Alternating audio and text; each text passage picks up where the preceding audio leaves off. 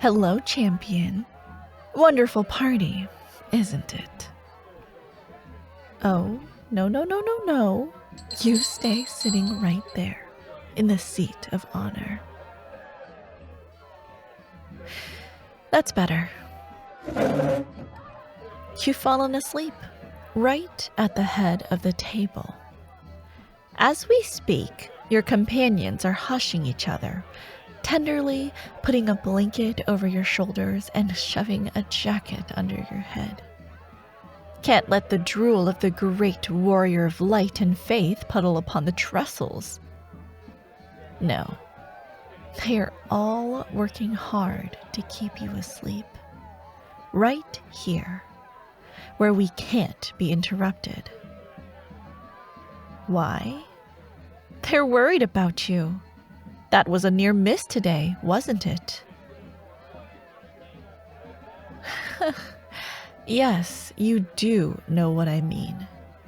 When your vision went all tunneled and that arrow streaked right past you. Lucky your knife fighter there was quick on the reaction and got that shield up in time, but that's not like you, is it?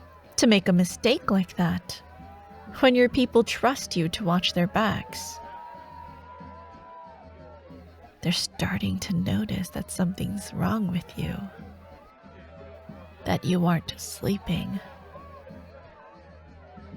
How long do you think until they put it together and realize their mighty warrior, their prophesized savior, is maybe not so immune to my nightmare powers as they've been led to believe?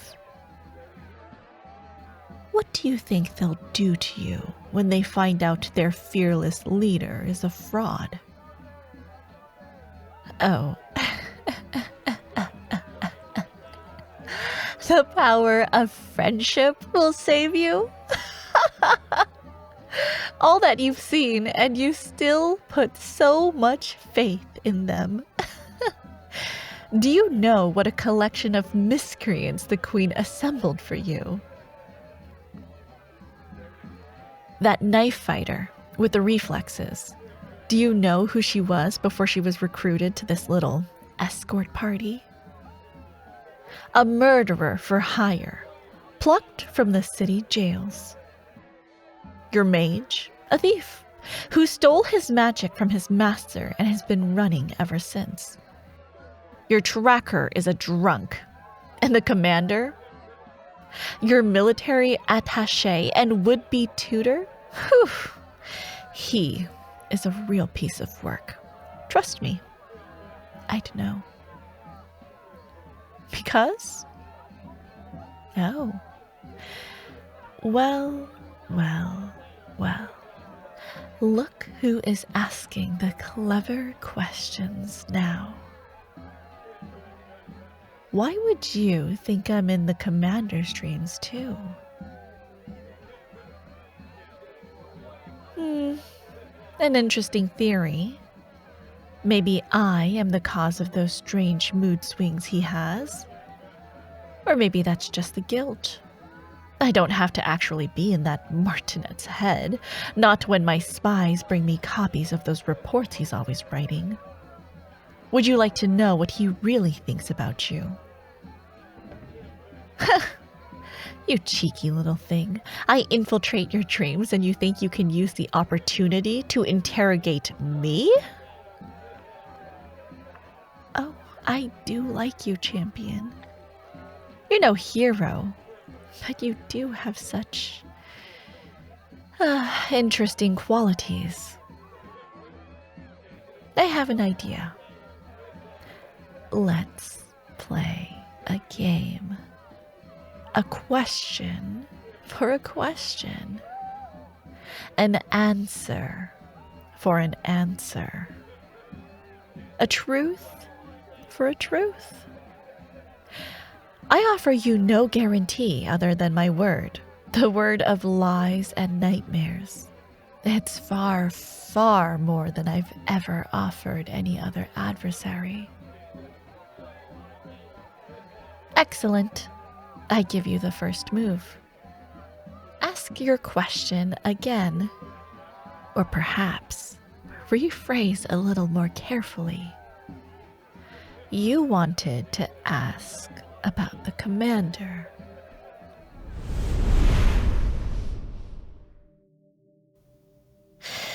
I find your phrasing a little prejudicial, my dear, but a game is a game.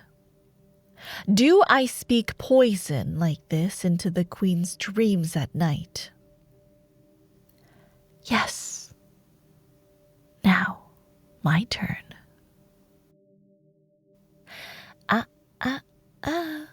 What I've said to her is another question.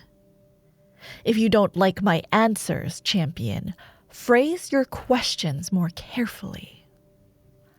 My turn. You never answered my question from our last meeting. Why are you doing this? Playing the role of champion when you don't even believe in it yourself. Well, that's more introspective than I expected from you. Go on then, ask me.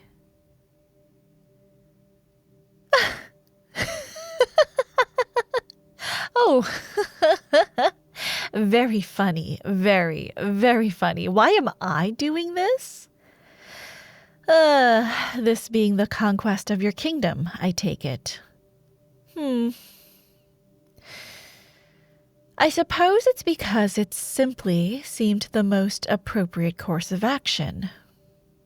Now then. I beg your pardon? That was an answer and the truth. If you don't like it, phrase your questions better. Don't accuse me of cowardice. Fine. I took over my kingdom, and now I'm conquering yours because I can and I want to. You had just a taste of what it feels like to suddenly develop power that you couldn't explain or control. 3 days in a locked bedroom in the Queen's Keep. But as I said, I was a prodigy when it came to dark magic. It was kill or be killed from childhood. You and yours should all be thankful I outgrew that mindset and developed a taste for ruling these cowardly rubes instead of slaughtering them all. My turn. Did any of them, Queen, counselors, commander, tell you why they named you the champion? What they were doing those 3 days you were in custody? I know that's 2 questions. We both know the answer to both of them is the same. No, of course no one told you. Go on, ask me. That's 2 questions, champion, but I'll answer. 1. They spent those 3 days overturning every rock and stone to verify your story, investigating your mysterious appearance at the orphanage, ensuring there is no possible mother or father who might claim you. 2. Once your story was verified, they could name you champion because it meant you fit the entire prophecy, not just the part about our fated battle. You fit the other part. The part they kept quiet out of respect for your late, little, lamented king. My turn for a question, champion. Would you like to know the entire prophecy? I quote, "But have hope, my friends, for one shall arise to fight, to face down lies with faith and defeat nightmares with light, either to die at the enemy's hands or the enemy shall fall at their feet. Your champion, in whom royal blood and common stock meet." Terrible rhyme scheme. But old Renthin the Wise was a better seer than poet. Now, such sputtering when it's my turn for a question. Speak plainly? No more games? But we're having such fun. Very well. The Queen and the Council have been searching for their champion amongst the King's, shall we say, byblows, his illegitimate children.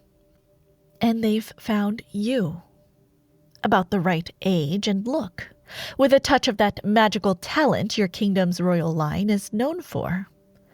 You may not be thinking beyond our fated confrontation, but your queen most certainly is. Your king died with no legitimate heir. Neither the queen nor the council wish to see the throne pass to the next in line, a cousin who I hear has some dreadful awkwardness, something about gambling debts. But you present a rather interesting solution to their little succession problem. Likeable, moldable, bound to be grateful to be hailed as the long-lost heir, and certain to be dependent on your advisors, especially if they marry you off to the right person, to be the real power behind the throne. The Queen has leaked the supposed truth of your parentage to certain key nobles. You should see the bidding was going on now for your head. All this, assuming, of course, that you do, in fact, defeat me and return in triumph. Halloo, hooray. But that is what the commander is for. He is here to ensure you make it through that deadly confrontation with me, while taking the measure of your character. If you fail or falter, he will ensure you die a martyr. Then I suppose they'll quietly murmur they got it wrong and find the next hapless peasant of mysterious parentage to send at me. Why should you believe me indeed? To what purpose do you think I am revealing all this? Either to die at the enemy's hands or the enemy shall fall at their feet. It's an interesting phrasing, is it not? Fall at your feet. It could mean death, of course, but to fall at your feet could mean something else, couldn't it? What do you think I'm implying, my dear? You aren't the first to accuse me of madness, champion, but you were closer in our first conversation, when you accused me of being singularly focused on my aims and ruthless enough to do anything to achieve them. Don't you look away from me. Claiming to be madly in love with my nemesis, taking the long-lost heir as my consort would solve a few problems of my own. You are likable, moldable, and I'll admit rather pleasing to the eye, especially when you blush like that. I don't lie. I did not lie. I have no desire to hurt you or see more of your countrymen die. Enough! From the moment you dared to stand against my witchfire on the field of battle, your doom was sealed. If you try to fight me, you will either die or live to be the pawn of your queen, who will only ever see you as a reminder of her king's faithlessness. Or you can accept me when I swear my devotion to you. I will claim your kingdom, not by war, but by marriage. The war will stop. Your people will live. I swear it. Call it a wedding gift. Oh, my dear, you're shaking. It's been a long night, hasn't it? I will leave you to reflect on your options. You are 2 weeks from my stronghold. My guards have orders to let you pass through. Think carefully on what you will do when you reach my throne room.